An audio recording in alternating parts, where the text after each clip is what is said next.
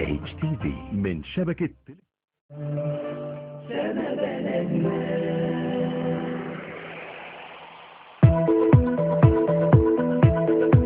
لابد من صدور قرار شديد جدا جدا بمنع جماعة الإخوان المسلمين ويخليهم في نطاق الدعوة. ده فعلا لو هم ليهم غطاء ديني، إنما لعبة السياسة هم أثبتوا بكل الفشل وبكل الأساليب إن هم فشلة سياسيا وما لهمش أي سياسات. طبعا ما وافقش على حل جماعة الإخوان المسلمين. جماعة الإخوان المسلمين أولا هي أشهرت من فترة إن هي جمعية مش جماعة، دي حاجة. تاني حاجة حتة موضوع الحل ده عملها تاريخيا يعني مش موجودة، لأن عبد الناصر حاول فيها والسادات حاول فيها ودي مش موجودة. ده تكوين أفراد زي أي تكوين مجتمع مدني. جماعة الإخوان المسلمين جماعة مخربة، جماعة مستهترة، ناس أصلا ما لهمش دعوة بالسياسة، ناس ما بيفهموش السياسة، قسموا البلد نصين. اوافق على حل جماعه الاخوان عشان هم جماعه ارهابيه وما لهمش علاقه بالدين ولا الاسلام. طبعا لا أوافق، لأن الجماعة المسلمين أساسا من زمان بيقولوا الإسلام هو الحل، وأنا فعلا شايف إن الإسلام هو الحل. يعني هي بدأت جماعة دعوية في الأول، بعد كده اتحولت لجماعة سياسية، بس فشلوا. هم لما كانوا بادئين دعويين كانوا ماشيين كويس جدا، بس لما اتجهوا للسياسة طبعا هم فاشلين جامد في السياسة. اي حد يمسك سلاح قصاد النظام لا، ده انا ما بيدوش، انا بعرضه طبعا، لان ده نظام دوله، ده كيان دوله، ده سياسه دوله. وبعدين انا كحزب او فرد او شخص المفروض انا بتعامل بالطرق السلميه، عاوز اعمل مظاهرات اقول بطريقه سلميه، لما امسك سلاح او اتعرض سلاح ضد النظام لا.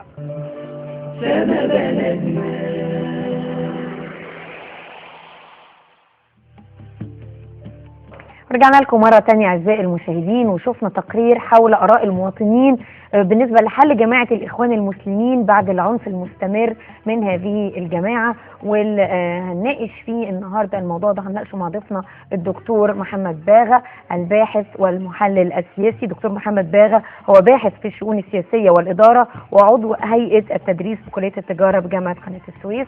صباح الخير يا دكتور. صباح الخير، اهلا بيك.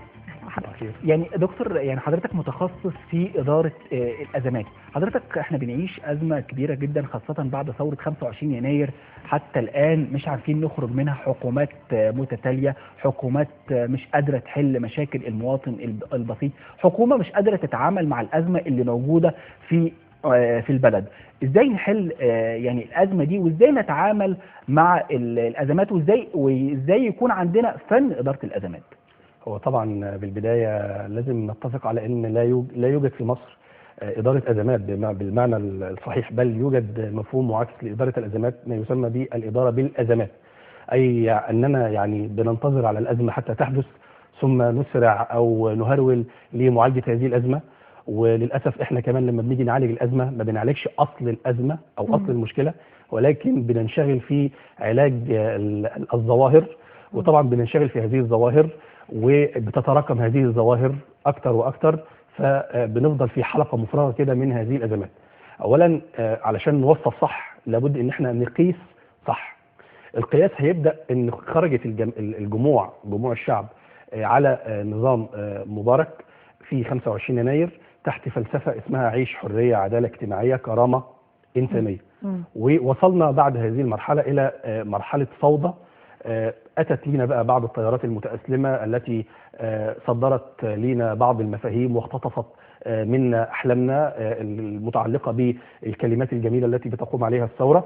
كلمة ثورة هي الانتقال من حالة سياسية أو اقتصادية أو اجتماعية أو ثقافية، من حالة مضمحلة إلى حالة أكثر جودة تريحنا كلنا. يعني حصل عوائق في هذه المرحلة اللي هي مرحلة الفوضى.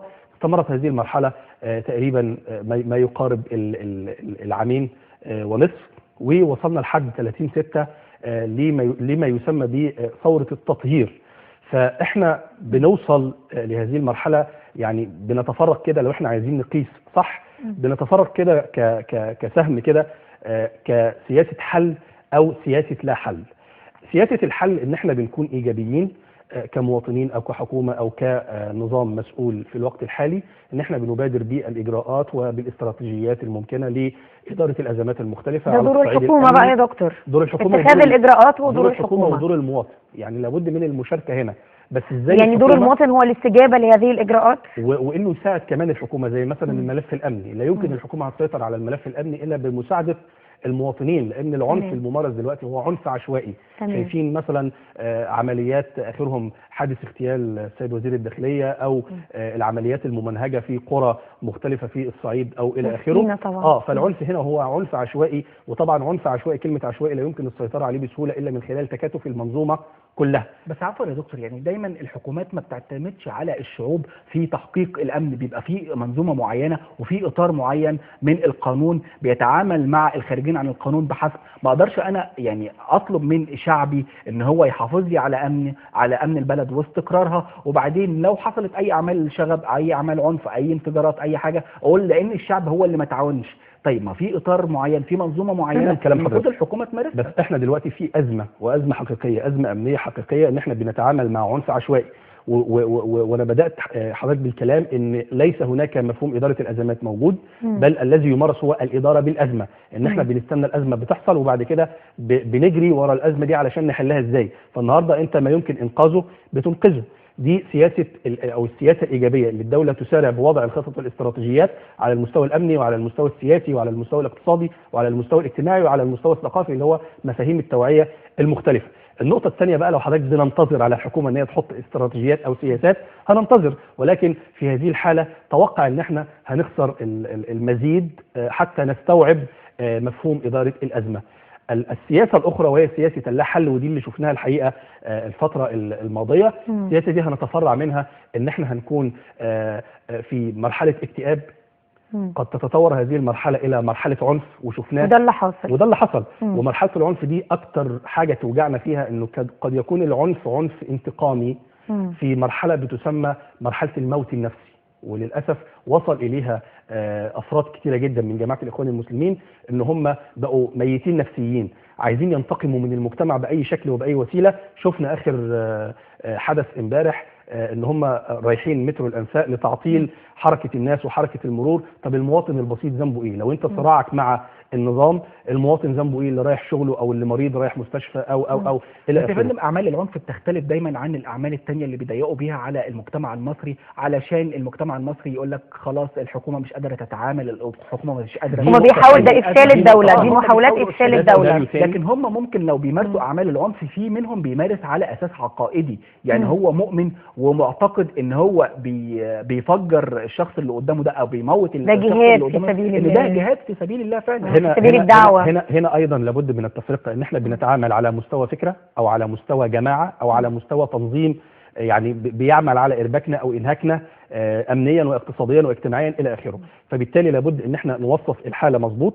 توصيف الحاله ان احنا بنشوف المقاييس اللي هي اللا حل اللي انا قلت لحضرتك عليها، واخرهم سياسه الاسترضاء اللي حضرتك قلت عليها، ان هو عنده عقيده معينه بيروح يفجر نفسه، او ان هو معتقد ان هذا يعني مثلا مؤسسه القوات المسلحه في اعتباره هو ان هي مؤسسه كافره مع خالص الاحترام والتقدير، بيعتبر ان مفيش حاجه اسمها نظام، لا في حاجه اسمها حرس ثوري والى اخره. كل هذا فكر الجماعات التكفيريه، ودي فئه الاسترضاء، ان هو بيرسم لنفسه هم مختلفين عن جماعه الاخوان المسلمين على فكره. يعني الجماعات الجهاديه بيختلف التفكير بيختلف فعلا هي بتختلف التفكير من حيث الممارسه، ولكن من حيث اصل الفكره هم منبثقين اصلا من جماعه الاخوان في الاساس. يعني ففكره الاسترضاء هو بيرسم لنفسه مدينه عايش في هذه المدينه، يعني هو بيعتقد ان لو اختفت هذه المدينه اختفى وجوده، بالظبط زي ما احنا شايفين ممارسات بعض الاحزاب السياسيه اللي داخله في جمعيه ال50 الخاصه بالتعديلات الدستوريه، ومركزه على مادتين معينين من كل التعديلات اللي بتحصل، لان هي مرتبطه بفكره الاسترضاء. هو شايف لنفسه مكان بيقاتل في هذا المكان، لان لو المكان ده اختفى هو اختفى. طب دكتور محمد، ما دام حضرتك بتتكلمنا عن الازمات، شايف ايه اهم الازمات اللي بتواجهنا دلوقتي في مصر؟ احنا اتكلمنا عندنا ازمه دستور، نعم، وعندنا ازمه عنف، وعندنا ازمه توقف عجله انتاج. ايه تاني؟ لا هو بالنسبه للازمات احنا عندنا ازمات ضربه في كل شيء في المجتمع. هي المشكله ان هم متداخلين كمان يعني على المستوى، ما هو هنا التداخل، يعني ما فيش اداره جيده في مصر للاسف، ما فيش اداره واعيه. الاداره بالازمه زي ما قلت لسيادتك، ان الازمات بتحصل وما عندناش استعداد لمواجهه هذه الازمات. يعني على سبيل المثال في الازمات السياسيه التوافق السياسي اللي المفروض بيحصل، مفيش توافق سياسي الى حد الان موجود في مصر. محاولات، في محاولات، ولكن محاولات. لا يوجد توافق سياسي الى هذه اللحظه. ليه؟ لان احنا في مصر بنتعامل مع الاداره بالمصطلح وليس الاداره بالمضمون او بالمغزى او بالمعنى. لو احنا بصينا للسياسه، لو جيت مثلا اسال اي حزب سياسي ما هي رؤيتك تجاه السياسه؟ ان هو مثلا يحصل على كراسي في البرلمان، مثلا ان هو يحصل على صيت معين يشترك في الجمعيه التاسيسيه، يشترك في اي حاجه متعلقه بالسياسه، مكاسب سياسيه. هو لو سال نفسه ما معنى كلمه سياسه، اعتقد ان لو سالت اي حزب دلوقتي من اللي موجودين في مصر، هي احزاب بالمصطلح وليست احزاب بالمضمون. طب مش تفتكر حضرتك ده طبيعي في المرحله اللي احنا فيها، ان احنا لسه في مرحله نضوج، وفي مرحله يعني احنا ما كناش الاول متعودين ان احنا اصلا نتكلم في السياسه، ولا متعودين ان احنا نناقشها بشكل مفتوح بالشكل دوت، وبنخطو خطوات الطفل الاولى اللي بيحبو او يعني كده عبال ما يبتدي يمشي، بعدين لازم يقوم ويروح واقع وبعدين يروح ساند وبعدين يروح. يعني هي دي نقطه محمد قال نقطه مهمه الأزمة. جدا، قال ان الحكومه مش قادره تحل عدد كبير جدا من الازمات، لكن انا شايف ان الحكومه حلت تقريبا ازمتين. ازمه الكهرباء ما عادتش بتتقطع دلوقتي والله بنفس النسبه اللي كانت في عهد الرئيس المعزول محمد مرسي، وازمه البترول يعني توابير السيارات قدام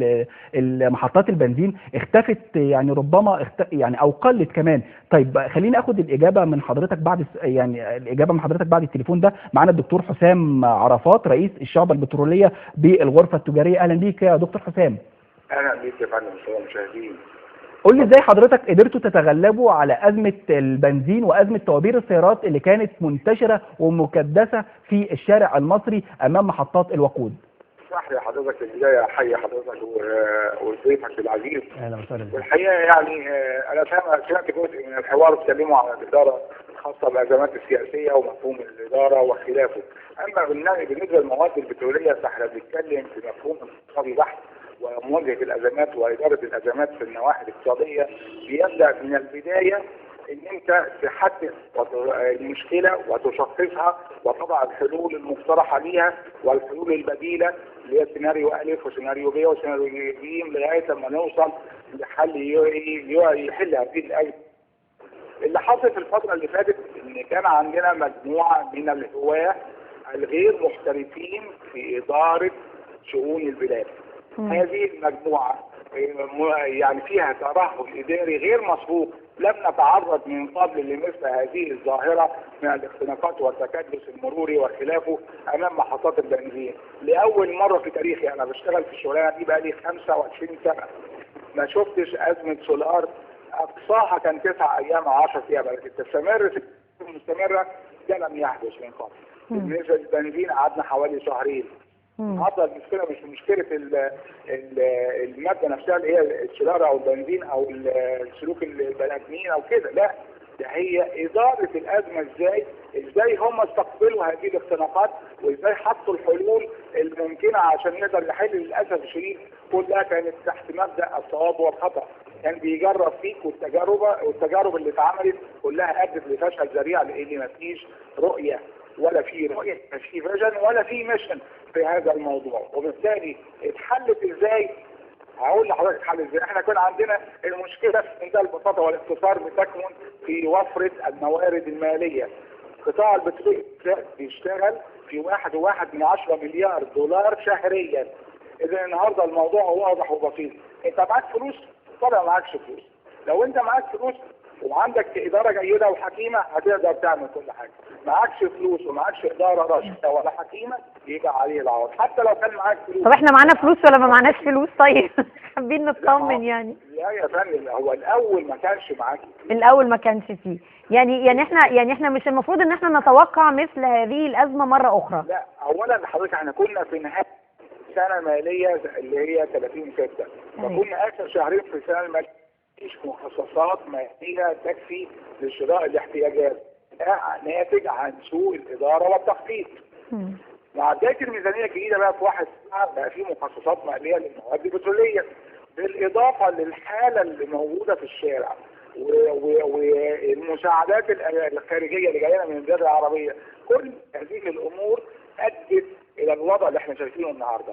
اعتقد ان ما عندناش حد بيشتكي ولا من اي ماده من مواد البترول. لا، وضع مستقر الى حد بس يا كبير. دكتور حسام تقريبا يعني في اتهام. دكتور حسام حضرتك سامعني؟ دكتور حسام، نعم، في اتهام لحضراتكم انكم انتم ما تعاونتوش مع حكومه الاخوان وساعدتم على تفاقم الازمه، يعني حضرتك بتقول ان وفرتوا السيوله الماديه بعد ثوره 30 يونيو، طيب في ناس كتير بتقول طب ليه ما وفرتوش السيوله الماديه دي قبل 30 يونيو؟ وهل فعلا حكومه هشام قنديل هي اللي كانت عايزه تزود الوضع في الشارع المصري سوءا؟ سؤال، مين انتوا كنتوا عايزين؟ مين انتوا؟ انا؟ احنا الشعب العام المواد البتروليه، احنا مجرد ديلر وسيط. لا، اللي ساعدوا على الحل دلوقتي ليه ما ساعدوش على الحل في الاوقات اللي فاتت؟ بس مين كان بيسمع؟ ما انت بتشتغل مع اهل الثقه، ما بتشتغلش مع اهل الخبره.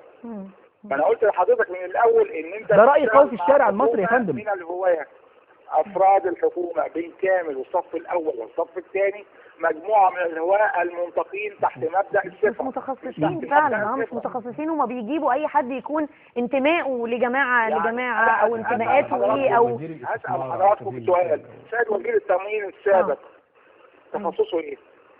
اشتغل في هذا المجال قبل كده؟ لم يسبق له العمل في هذا المجال باي شكل من الاشكال. حتى امبارح كان الضيف بيكلمنا انه حتى وزاره الاوقاف يعني لم يعني حتى وزاره يعني دي حاجه ضربت في كل الوزارات يعني الحقيقه، ونتج عنها ازمات في كل حته يعني عمرنا ما شفناها قبل كده. طب يا دكتور حسام اخيرا، يعني هل فعلا الازمه اتحلت ولا هي خفت تدريجيا علشان المواد البتروليه اللي جات لنا مساعدات من دول الخليج؟ هل ممكن بعد ما تنتهي تلك المساعدات ممكن تعود الازمه تاني للشارع ونشوف طوابير السيارات قدام محطات الوقود؟ هو اصلا ما كانش فيه مبرر للسيارات دي خالص، ولا كان في مبرر للازمات دي كلها لو الناس سمعت الكلام وعرفت تعمل الوضع اللي احنا كنا طالبينه. احنا عملنا اكثر من مبادره ومحدش كان بيسمع، كله حاطط في دماغه ذهن او في ذهنه حاجه واحده، احنا مهمتنا افشال الحكومه او افشال السياسه، والموضوع مش كده بالمره. احنا سنين وسنين وتعاقب علينا وزارات كثيره وحكومات كثيره ما سبقش لينا هذا الموضوع، لكن هو دايما المشكله دايما فقدان الثقه. انت فاقد الثقه في الكلام اللي بيتقال لك وشاكك ان احنا ممكن نكون عايزين نغرقك. طب سيبناك تعمل لوحدك، عملت ايه؟ غرقت وغرقت الدنيا كلها معاك. طب الوضع دلوقتي ايه؟ اظن حضراتكم شايفينه، واظن ما فيش حد بيشتكي من اي ماده من المواد البتروليه من بدايه شهر 7 وحتى الان، وان شاء الله مستمرين في هذا الوضع لغايه لما ربنا يسهل. وبرضه المعاونات الخارجيه حضرتك مش هي اللب ان الناس اللي بتشتغل فاهمه هي بتشتغل، وبالذات في قطاعين المهمين مع الشعب اللي هم قطاع البترول وقطاع التموين.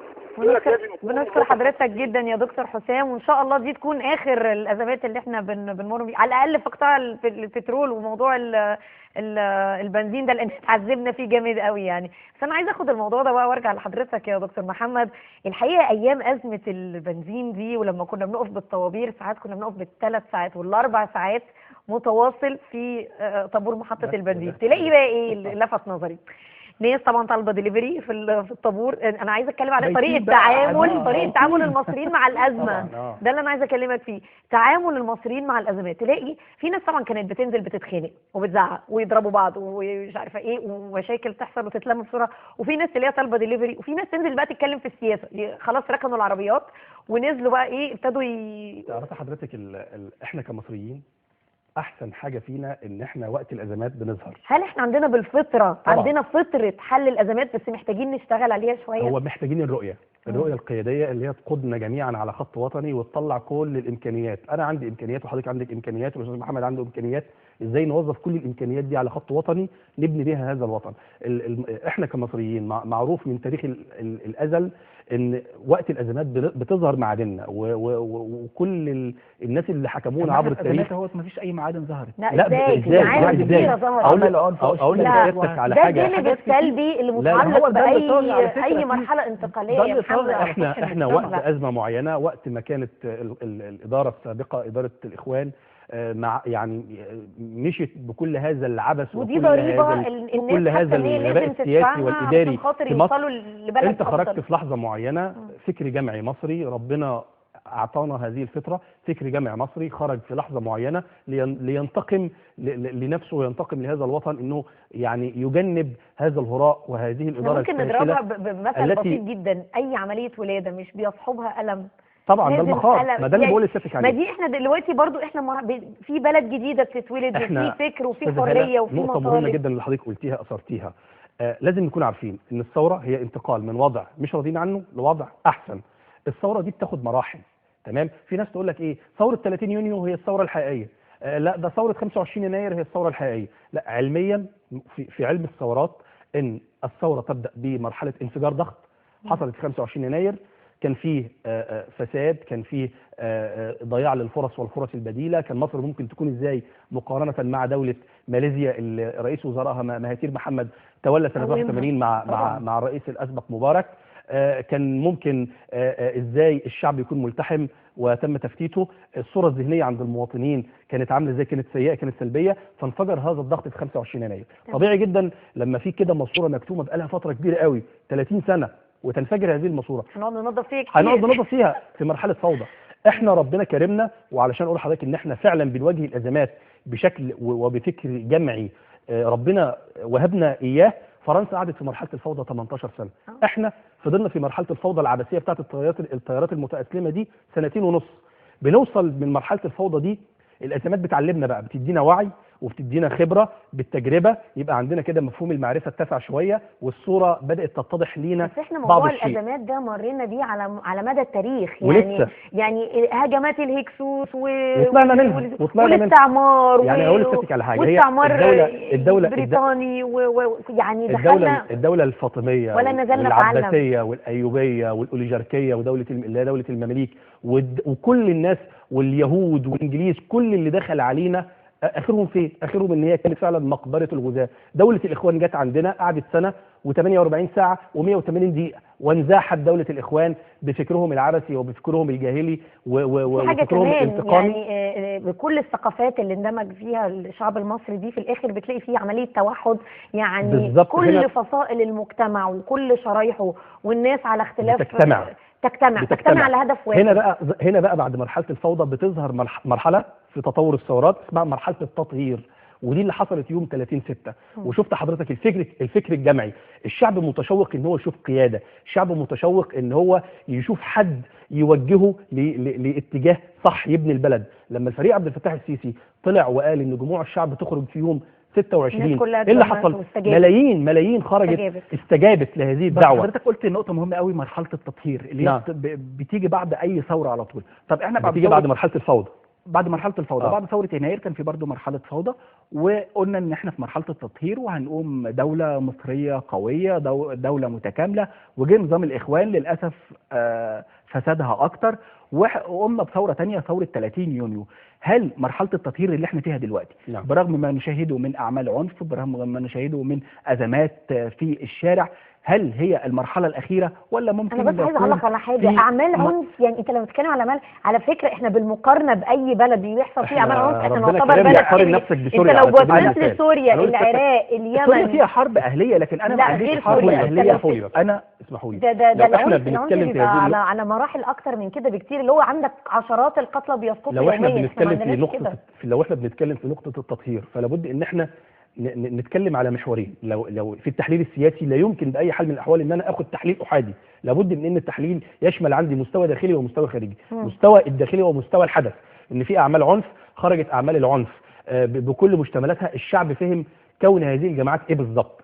على المستوى الاكبر الشعب فهم ان ثورات الربيع العربي كانت تحركها فكرة كونية بتسمى بالمخطط الأمريكي لتقسيم الشرق الأوسط إلى دويلات فيدراليات قائمة على النزاعات الطائفية والعرقية، إن هو عايز يقسمك، تمام؟ قسم العراق ودخل ليبيا ودخل سوريا وأفتك بسوريا ما أفتك، والنهاردة شغالين الله ينور لحد النهاردة. فأحمد ربنا إن إحنا ما وصلناش لنفس السيناريو السوري، لأن هو زي ما قال الحجاج بن يوسف الثقفي على مصر إن أهلها في عمومهم إن هم صخرة بتكسر عليها طموحات أعداء الله وأعدائهم، وده اللي حصل بالفعل. وتم خروج الشعب في 30/6 وتم كسر المخطط الأمريكي، وتغيرت المعادلة على المستوى الدولي كله. غيرت الفكر الامريكي وفكر الاتحاد الاوروبي تجاه المنطقه واعاده ترتيب، وده اللي عمل وده اللي حصل. انعدام توازن بقى بالظبط. وحتى يمكن كان مخطط لضرب سوريا من ايام مؤتمر نصره سوريا اللي كان عمله محمد مرسي في الاستاد. أيوة. وعملوا نزاعات فيها واتقتل ناس هنا في الهرم جنبينا هنا اللي هم الشيعة تمام. فكان السيناريو محطوط. اذا ان احنا ناخد من هنا ان دوله الاخوان كانت جايه هي ليها اطماع بس في نفس الوقت هي استخدمت كاداه للمخطط الامريكي لتنفيذ ما يسمى بمخطط الشرق الاوسط، ان هم عايزين يوصلونا لما يسمى بالدوله الفاشله. يعني ايه الدوله الفاشله؟ الدوله اللي مش بتلبي احتياجات افرادها زي الامن، زي التوافق السياسي، زي الامان الاقتصادي، زي الاندماج المجتمعي والتوافق المجتمعي، زي التنوير الثقافي. لا، احنا بنواجه حرب بالفعل. وكان تفتيت، برافو على حضرتك، تفتيت هذه المؤسسات كان من ضمن سيناريو قائم على حاجتين اساسيتين: نشر اللا حياء. فبقيت تشوف رئيس الدوله بيعمل حاجات غريبه، حاجات عجيبه. تمام، يقول لك الصباعين وكم صباعين في مصر، وعاشور بتاع الشرقيه بيأجر بلطجيه والحاجات دي كلها. فدي سياسه لا حياء. انت بتبص لمنصب رئيس الدوله بلا هيبه، فما بقاش عندك هيبه في منصب الدوله. هو فعلا افقد الكرسي كثير من هيبته يعني. فده متعمد، ده امر متعمد، السخريه اللي كانت موجوده في المجتمع الى اخره. فبقى عندك ابتذال سياسي وثقافي واجتماعي والى اخره. النقطه الثانيه هي الضرب في المؤسسات. لو احنا بنقول ان قوه الدوله بتكون في 3 حاجات: تطبيق القانون، مراعاة حقوق الإنسان، وإدراك الدولة. تطبيق القانون أنت كرئيس دولة لم تلتزم به، وده بقى هنا بنتعلم من ثورة التطهير إن القانون الصارم يطبق على الأحزاب والجماعات وكل الناس اللي خارجة الإطار بتاع هذا القانون. يبقى 1 تطبيق القانون، 2 مراعاة حقوق الإنسان. أنا مواطن لي حقوق ولي واجبات وكذلك علي مسؤوليات ألتزم بيها. مفهوم إدراك الدولة بقى هنا، أنا الدولة دي هل هي شيء ملموس؟ يعني هل الدولة أنا الآيباد ده لا أنا ماسكه، دي حاجة مادية. بس إدراك الدولة عبارة عن إيه؟ أن تظهر الدولة قوتها في السياسة، قوتها السياسية، قوتها الاقتصادية، قوتها الاجتماعية، قوتها الثقافية، إن هي تعمل عندك كمواطن قبول لهذه الدولة، قبول لهذه الحكومة، هيبة لهذه الدولة. ما بقاش بقى مش طايقة الجيش ومش طايقة الشرطة والاعلام فاسد والصحة وحشة والتعليم بايظ. بالمناسبة بقى النقطة دي مهمة قوي واللي اتكلم عليها دكتور حسام من شوية، ان الناس دول فشلوا ليه؟ في حاجة في علم النفس اسمها النبوءة ذاتية التحقق. النبوءة ذاتية التحقق بمعنى ايه؟ يخيل مثلا كده واحدة متجوزة واحد، هي حاطة في دماغها ان جوزها ده عربيد نساء والى اخره، وهو الراجل طيب، يعني الراجل ماشي على الصراط المستقيم، وهو لما بيشوف منها كده بيحاول تفضل بقى هي حاطه في دماغها كده لحد ما يبقى هو كده فعلا. بالظبط، بيحاول يثبت ليها ان هو محترم، فهو كل ما يبين ان هو محترم هي تشك اكتر ان هو خاين، فيبقى خاين فعلا. فبالتالي وصلوا في دايره يعني دايره كده مفرغه لدرجه ان هو بيزهق فبيخونها بالفعل. تمام، وينفصلوا والخلافات تدب فينفصلوا والى اخره. فلما ينفصلوا هي تعتقد ان هي كانت صح، بس هي ما كانتش صح. الاخوان لما جم هم بيعتقدوا انه مآلهم في النهايه للسجون. ليه؟ لان الدوله ضدهم. وعلى فكره هو ده فكر التنظيم، فكر التنظيم هو فكر تكفيري، كل من هو خارج التنظيم بيبقى عدو للتنظيم. فهو جاي في تنظيم الاخوان بيبص لينا ان احنا اعدائه، يا احنا ندخل في هذا التنظيم يا هيفضل يضرب في الشعب ويضرب في مؤسسات الدوله. وهذا الفرق ما بين النظام والتنظيم، علشان لما نيجي نختار بعد كده قياده نكون مختارين بوعي. فكر النظام حينما يخطئ النظام ويسقط فصراعه بيكون مع شعبه وبينتهي. النظام مبارك لما لكن التنظيم مختلف، انما فكره التنظيم حينما يسقط هذا التنظيم فبيكون صراعه مع الشعب ومع مؤسسات الدوله، وده اللي شفناه من تنظيم الاخوان. صراعه معانا، عايزين يعطلونا وينهكونا، وفي نفس الوقت بيغلطوا في الجيش ويضربوا في الجيش، ويغلطوا في الشرطه ويضربوا في الشرطه، والاعلام المؤسسات ومحاصره مدينه الانتاج. هي دي النبوءه ذاتيه التحقق. وبالمناسبه بقى هنا علشان برضو يعني دي كلمه برضو للمسؤولين اللي موجودين دلوقتي في الحكومه، ما تبصش ارجوك يا سيد يا مسؤول ان هو ما يبصش للقوالب الجامده، ان احنا الازمه دي هنعالجها زي ما هو موجود في الكتب، اسمها thinking out of the box. بالظبط، نفكر خارج الصندوق، التفكير الابداعي او التفكير الابتكاري، ان احنا نبص بس ربما يا دكتور ده له مقاومات معينه ممكن ما تكونش متواجده في الفتره الحاليه. ازاي ده متواجده؟ دي متواجده، هي متواجده. بص بسم الله ما شاء الله احنا عندنا في مصر قعدت كوادر طبعا في العالم بشريه طبعا، يعني عندنا قامات اقتصاديه. ليه ده انت لو رحت لاي ست في الصعيد يا دكتور، ست ربة منزل وغير متعلمه عندها بالفطره فكره حل الازمات دي كرايسيس مانجمنت من غير ما هي تكون مدركه الفلاحين في بتعرف الاراضي تدير بيتكلموا وتحل النهارده في المشكلة. السياسه وبيقولوا وبيدوا مقترحات وحلول وبيحلوا المشاكل ما بين الناس اللي باحثين على متخانقه أعلى مع بعضها مستويات. بنفس لا لا الطريقه. ما يقدروش يعني هم نقطة اعتراض، ممكن ده يكون اللي مسبب لنا المشكلة ان كل شخص فاهم في دماغه ان انا قادر على حل عارف ازمة. حضرتك المشكلة هي دي فين يا النقطة. أستاذ محمد؟ ممكن بس انا ما عنديش انتوا العلم او عارفين- الاساسي اللي انا اقدر احل عارفين المشكلة المشكلة دي. فين؟ المشكلة في ان احنا عندنا ازمة رهيبة جدا في البيئة المصرية، وهي اخلاص الجاهل وجهل المخلص وتمكين غير ذوي الاهلية، وان احنا بنتعامل مع مفهوم الادارة بالمصطلحات وليس الادارة ممكن اضيف حاجه، بالمضمون. اتفضلي. انعدام الثقه.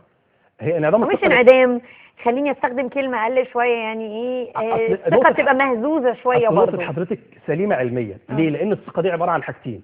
الثقة دي عبارة عن إن الفهم المتكامل للموضوع، يعني أنا متوقع إن الوزير ده متخصص، لديه رؤية، لديه استراتيجيات، لما الطلب علشان عنده خطة يعالج الأزمة دي، مش الطلب علشان يسد خانة وبعد كده الإدارة بالأزمة إن هو يجري بقى يدور على يحل يدور على المشاكل بتاعت يدور على الأزمة. على الأسباب، لا هو جاهز إن هو يجي يحل على طول. وهو هنا احنا بنسميها فترة تأسيس وليست فترة انتقالية، في فرق رهيب، ولازم نستخدم مصطلح فترة تأسيس، لأن ده نحترم ثورة التطهير اللي احنا فيها ونقول ونقول ان هي فترة تأسيس وليست فترة انتقالية. استكمالا لكلمة الثقة، ان هو فاهم، عنده فهم متكامل للموضوع. النقطة الثانية، انا كمواطن لما اجي اسأله في حاجة او من غير ما اسأله، انا شايف مشكلة اتحلت من غير ملجأ لناس تحل هذه المشكلة، هي دي الثقة، هو ده طرح الثقة في المجتمعات، وهي دي الثقة اللي بتبني المجتمعات. انا اعتقد ان دي برضو يعني زيها زي حاجات كتيره هتاخد وقت عبال ما تتطور وتتشكل ويبقى احنا مفهومها عندنا على الاقل واضح، يعني عارف يعني الحل ابعادها. الحل في المعرفة، الحل في المعرفة والوعي. الآلة الإعلامية عليها عبء كبير جدا ودور كبير جدا. ادينا بنحاول اهوت يا دكتور. يعني هو في عبء كبير جدا ودور كبير جدا على الآلة الإعلامية، لأن هي في كل بيت النهارده. التعليم له دور، الثقافة ليها دور، المواطن في الشارع ليه دور.